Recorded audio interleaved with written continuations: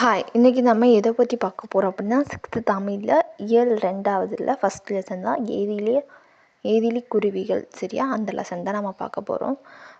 First இதை பார்க்குறதுக்கு ஏதிலி குருவிகள் அப்படின்னா ஏதிலி அப்படின்னா அகதின்னு மீனிங். அப்போ அகதியாக குருவி இருக்குது, அதாவது சிட்டுக்குருவியை பற்றி தான் இந்த லெசனில் சொல்லியிருக்கிறாங்க. இதோட ஆசிரியர் யார் அப்படின்னா அழகிய பெரியவன்.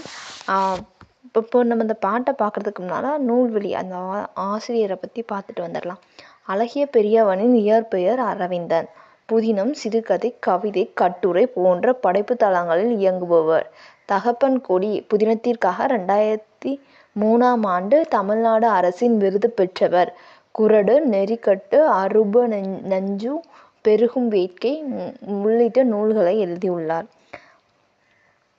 அதாவது அழகிய பெரியவனோட இயற்பெயர் என்ன அப்படின்னா அரவிந்தன். புதினம், சிறுகதை, கவிதை, கட்டுரை இதை மாதிரி படைப்புகள்லாம் அவர் இருக்கார். அவரோட படைப்பில் ஒன்றான தகப்பன் கொடி அப்படிங்கிற ஒரு புதினத்திற்காக, புதினம் அப்படின்னா நாவல், அதுக்காக தமிழ்நாடோட அரசின் விருதை வாங்கியிருக்காங்க. இப்போது நம்ம என்ன பார்க்க போகிறோம், இப்போது அடுத்தால நம்ம அந்த பாட்டை பற்றி பார்த்துடலாம். குருவிகளையும் கூடுகளையும் பார்க்கக்கூடவில்லை.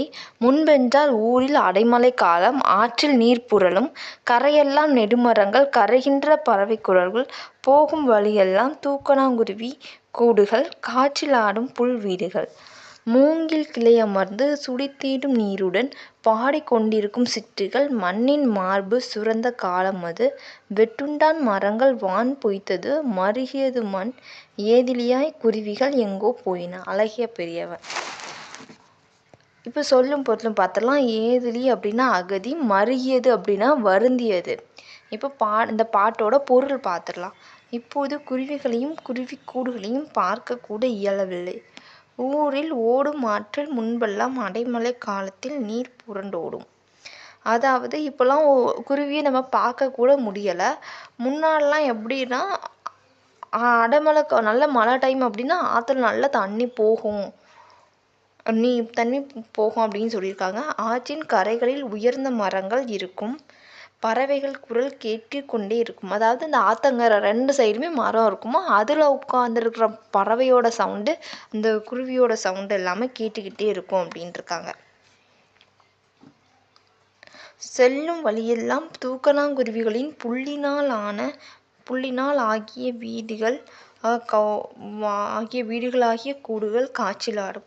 அதாவது இங்கே அது தூக்கணாங்குருவி புல்லில் வீடு, அதாவது கூடு கட்டியிருக்கும்ல, அதோட கூடு எப்படி புல்லால் ஆன வீடு மாதிரி இருக்குமா, அது காற்றுல ஆடும் அப்படின்ட்டுருக்காங்க.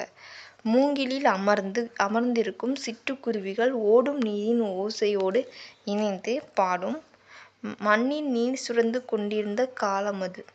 அதாவது ஆற்று தண்ணியில் அந்த ஆற்றுல ஓடும்ல, அந்த சவுண்டு கேட்கவே நல்லா இருக்கும்ல. ஸோ அது கூட அது ஒரு இசை மாதிரி இருக்கும், அதாவது அது ஒரு பாட்டு மாதிரி இருக்கும். அது கூட இந்த தூக்கணாங்குருவியும் பாடும் அப்படிங்கிற மாதிரி சொல்லியிருக்காங்க. இப்போது மரங்கள் வெட்டுப்பட்டு விட்டன, வானம் பொய்த்து விட்டது, நிலமும் வருந்தியது, பறவைகள் எல்லாம் அகதிகளாக எங்கோ சென்று விட்டன. இப்போ என்னாச்சு, மரத்தை வெட்டியாச்சு, மழை ஒழுங்காக பெய்யறதில்ல, நிலமும் வருந்துச்சு, அதனால் அகதியாக குருவி எங்கேயோ போயிட்டு அப்படிங்கிறாங்க. இந்த இதில் ஃபுல்லாகவே இயற்கையை பற்றி தான், இந்த 2வது இயல் ஃபுல்லாகவே உங்களுக்கு இயற்கையை பற்றி தான் வரும். இப்போ என்ன மாதிரி இருக்குது அப்படிங்கிறத இது பண்ணியிருக்கிறாங்க. அதாவது இயற்கையாகவே என்னென்னலாம் மாற்றம் வந்திருக்கு அப்படிங்கிறத பற்றி தான் இந்த லெசனில் கொடுத்துருக்குறாங்க. ஸோ தேங்க்ஸ் ஃபார் வாட்சிங். நான் இதுக்கான புக் பேக் ஆன்சரை போன இயலுக்கு ஃபுல்லாக நம்ம போட்டோம்ல, அதே மாதிரி இந்த இயலுக்கும் நான் ஃபுல்லாக போட்டுறேன். தேங்க்யூ.